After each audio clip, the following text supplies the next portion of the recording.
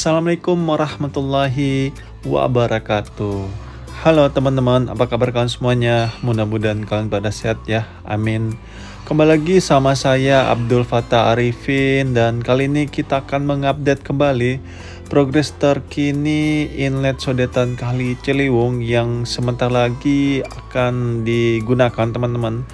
Sebelum kita ke sana, kita melipir dulu di aliran Kali Ciliwung, dan di sini kita lihat masih sangat banyak sekali sedimentasi ataupun lumpur-lumpur yang mengendap yang mengakibatkan Kali Ciliwung ini semakin sempit. Dan yes, di depan kita ini besar sekali sedimentasi di tempat ini, dan sampai digunakan untuk lahan parkir kendaraan warga di bantaran kali ini. Dan menurut saya ini sangat berbahaya sekali, karena ketika ada luapan air yang besar dari Kali Ciliwung ini, bisa dipastikan ya ini sangat berbahaya sekali untuk kendaraan yang diparkir di tempat ini, dan mempersempit pastinya ya aliran das di Kali Ciliwung ini. Mudah-mudahan aja sedimentasi di sini bisa segera mungkin dikruk sehingga bisa memperdalam aliran di Kali Ciliwung ini. Dan kalau kita lihat di sisi kanan ini sudah dilakukan normalisasi ataupun sudah dilakukan pemancangan seatbelt, dan sudah ada jalan inspeksinya juga. Dan sisi kanan ini adalah gudang peluru teman-teman, dan di sisi kiri ini adalah daerah Bidara Cina ataupun berdekatan langsung dengan Kampung Melayu. Dan di sisi kiri ini kita lihat belum dilakukan seatbelt ataupun normalisasi sama sekali, dan pemukiman warga di sini sangat berdekatan dengan sungai ini, dan itu pastinya sangat berbahaya. Semoga saja warga yang ada di Bidara Cina ini yang sebelah kiri ini bisa sesegera mungkin dilakukan relokasi ke tempat yang lebih aman. Dan yes, kita sudah sampai di inletnya. Sebelum kita masuk ke dalam, kita lihat dulu jalan inspeksi untuk eskavator yang akan melakukan maintenance di sungai ini. Dan sepertinya sudah dilakukan pengecoran, dan kita nggak tahu apakah hanya sampai di ujung situ aja pengecorannya atau akan sampai di bawah. Tapi sepertinya hanya sampai di situ aja ya teman-teman. Tinggal nanti penyesuaian aja ketika eskavatornya sudah akan turun kembali untuk maintenance di sungai ini. Tinggal dikasihkan aja dudukan ataupun plat agar eskavatornya bisa lebih mudah turun. Dan seperti inilah kondisi terkininya teman-teman. Seatbelt bajanya yang selama ini menghalangi sudah tidak ada dan sudah bersih.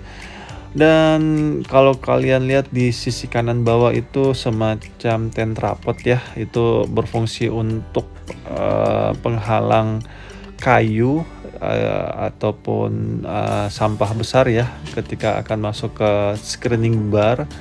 Itu kayak penahan sementara sehingga nanti bisa diambil secara manual. Dan kalau kita lihat di ujung sana playgroundnya ataupun tamannya sangat bagus sekali, dan situ juga kita lihat ada semacam lapangan bulu tangkis ya. Bagus juga ini tempat ya, jadi bisa ada tempat wisatanya juga. Dan di situ kita lihat ada 2 tunnel yang paling belakang, jadi itu mungkin sebagai percontohan ya, bahwa 2 tunnel itulah ataupun diameter sebesar inilah yang ditanam di sodetan Kali Ciliwung ini, yang mengalirkan aliran air sebesar 6 kubik air per menit ataupun 6.000 ya. Jika ada luapan kurang lebih sekitar 6.000, maka dia akan masuk sistem overflow ataupun sistem meluap untuk berpindah ke kebun nanas di Jakarta Timur sana. Dan di sebelah kiri itu adalah genset ya teman-teman, untuk digunakan ketika mati lampu di sini. Dan yes, betul sekali prasangkaan saya bahwa di rooftopnya ini ataupun di atapnya ini akan tertulis BBWS, Balai Besar Wilayah Sungai Ciliwung Cisadane. Dan ini adalah proyek-proyek nasional ya teman-teman, bukan proyek daerah.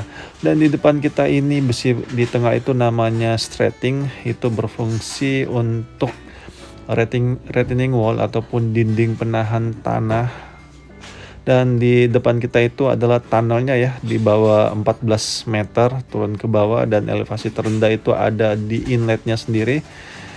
Dan dia akan mengalir secara gravitasi menuju ke outletnya di kebun nanas. Dan yes, kita coba zoom masuk ke dalam, dan sepertinya untuk ducting system untuk operator screening bar sudah selesai, kemarin baru dirapikan ya. Dan sepertinya sekarang ducting sistemnya sudah jadi. Dan yes, sepertinya logo BBWS ini baru saja terpasang ya beberapa jam yang lalu, karena masih ada steger kalau kita lihat. Dan di bawahnya ini untuk parit-parit kecilnya ataupun udets-nya ini sepertinya sedikit lagi selesai.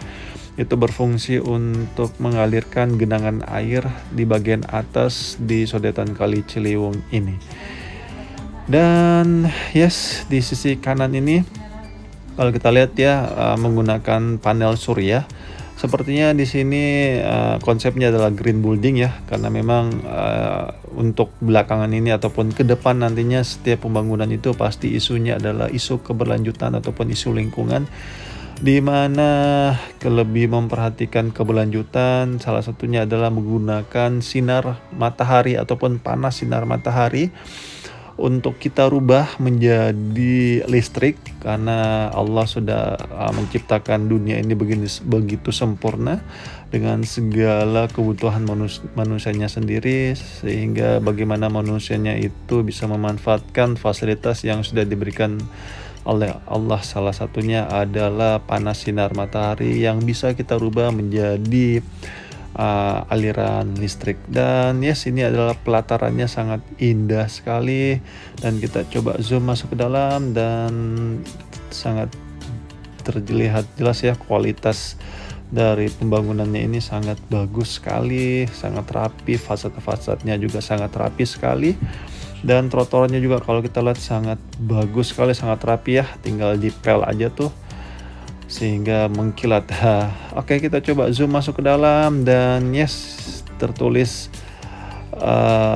pembangunan sodetan Kali Ciliwung ke kanal banjir timur, dan waktu pelaksanaannya ataupun tahun anggaran tahun 2021 hingga 2023. Berarti ini proyek kembali dilaksanakan pada zamannya Pak Anies Rashid Baswedan ya teman-teman.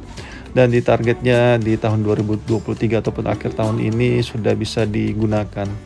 Dan memang ini proyek sangat panjang perjalanannya, sempat mangkrak juga di tahun 2016 pada zamannya Pak Ahok, karena warga Bidara Cina memenangkan gugatan sehingga Pak Ahok mengajukan kasasi.